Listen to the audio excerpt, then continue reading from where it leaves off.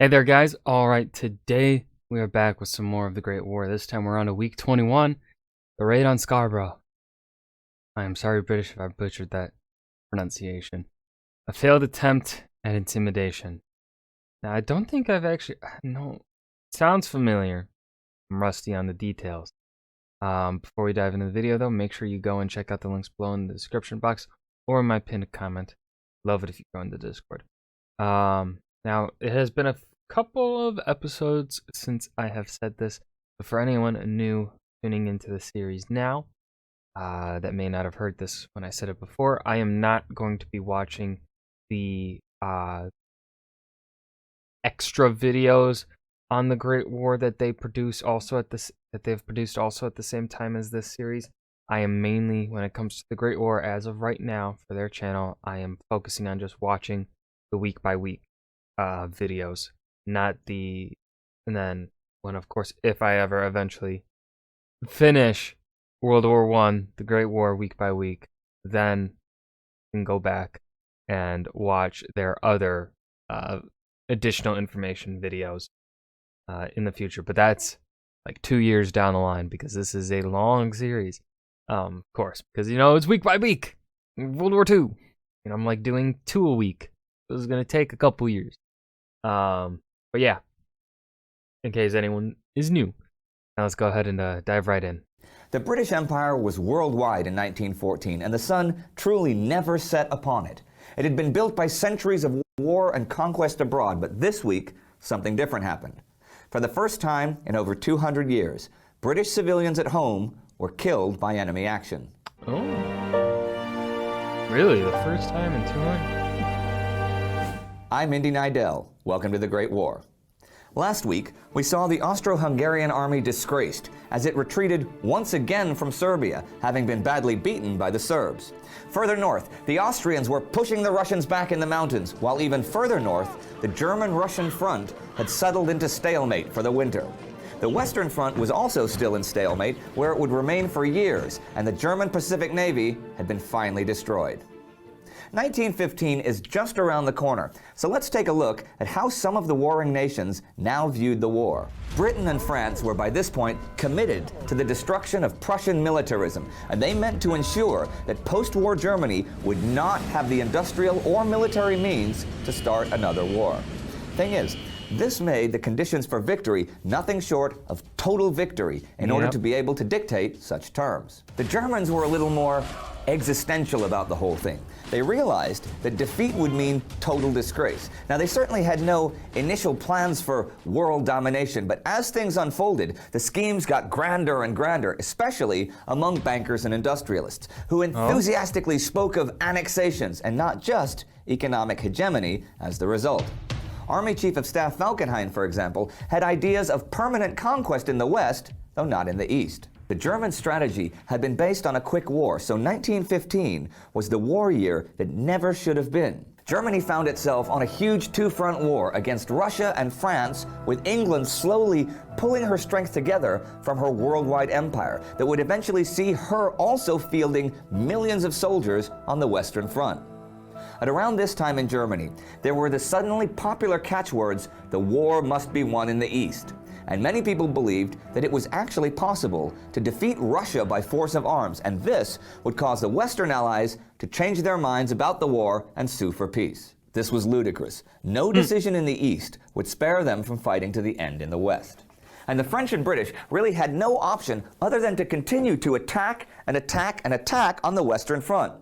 Germany's successes back in August had given her most of Belgium and a huge chunk of industrial France, and the Germans were only around 100 kilometers from Paris. French General Joseph Joffre couldn't take a passive approach. Holy shit, that guy is tall. Like, obviously this guy is on a slope down below, but like compared to this guy looks like he's tall. This guy must be a fucking giant. Holy shit. Which would allow the Germans to either plan a big offensive or transfer troops to the Eastern Front. No, that's a pretty lifted car there. Pretty well off the ground. Now this guy has to be he's at least 6'3". He's got to be at least 6'3". I'm calling it right there. Especially with the patriotic issue of getting the Germans off of French soil. The big question was, how? The answer for the moment you shoot was them. a series of winter offensives that began this week and continued well into 1915. One of these was the First Battle of Artois, which began on December 17th. The objective was gaining control of the heights of the Vimy Ridge. Interestingly, the French began to use siege techniques from centuries ago that now, once again, had a place in warfare. They sapped trenches across no man's land and connected them to form jumping-off points as close to the German lines as possible. They also began to avoid mass offensives and instead made series of smaller attacks against points of tactical importance, such as the ridge. In addition to the developing action at Artois, the Champagne offensive was just about to begin, all along a 40-kilometer stretch from Auberive to Massige, in an attempt to break through to the Mézières railway junction. Over 250,000 troops would be deployed, backed by 700 guns. Damn. That is a huge number of men, but as we've seen time and again, it's often dwarfed by the amount of men fighting on the Eastern Front. Now, a couple of weeks ago, there we saw the Austro-Hungarian Imperial Army pushing the Russians back at the Battle of Limanova to halt the Russian drive towards Budapest. That battle finally ended this week with a Russian defeat. The Austrians held the Dukla Pass, and the threat of Russian invasion of Hungary was over. Actually, the Austrians nearly had an opportunity to surround the Russians, but the winter weather and the inadequate railway system ruined that chance. This was not quite the end of the War of Motion on the Eastern Front, which had emphatically ended on the Western one, but it was another big step in ending the possibilities of Russian invasions of Austrian or German territory. British territory was not, on the other hand, safe anymore. On December 16th, the German Navy bombarded Scarborough, Whitley, and Hartlepool, which resulted in the first British civilians killed by enemy action since 1690. You gotta wonder what the Germans were thinking, though. Hold on, what the fuck happened in 1690 to the British?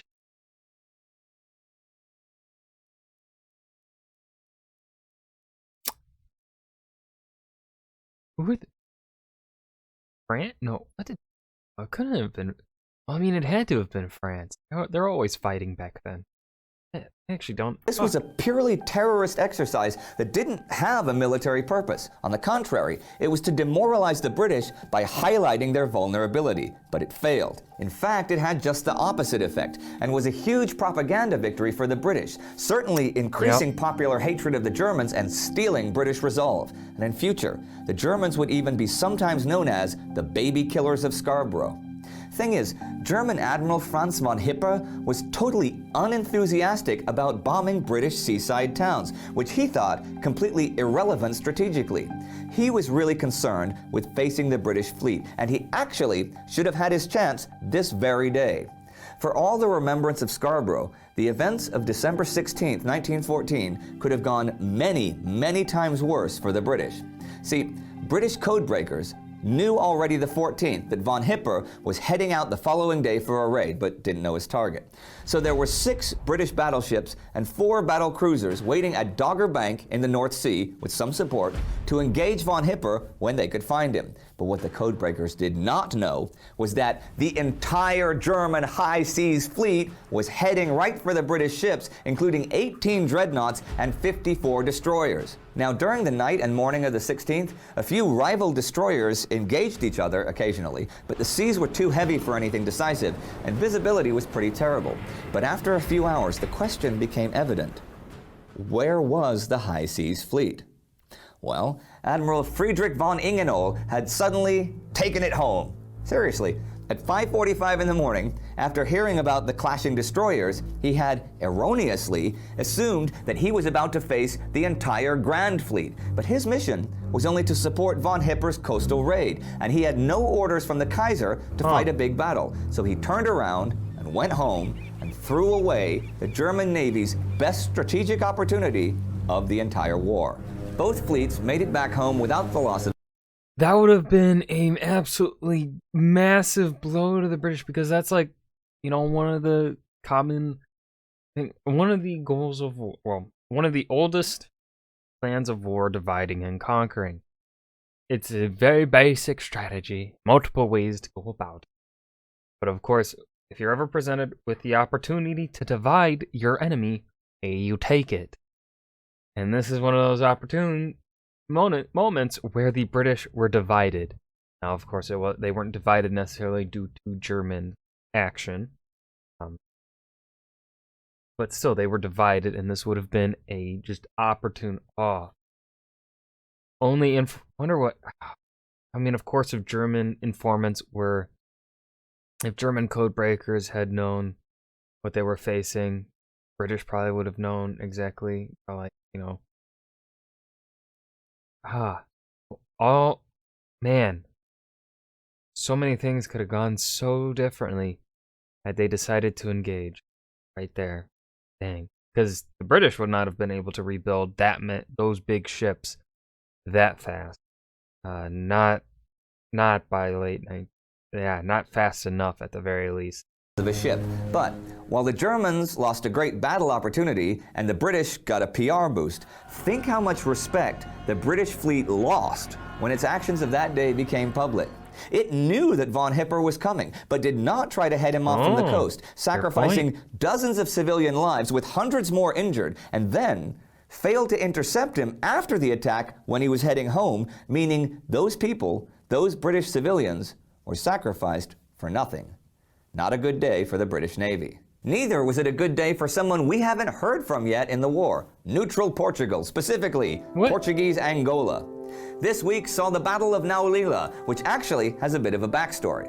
In October, a German delegation to the fort of Naulila from German Southwest Africa to negotiate a non-aggression pact had been killed, and the Germans had responded by attacking and destroying first Fort Kuangar and then some other small forts. Now, on December 18th, it was Naulila's turn.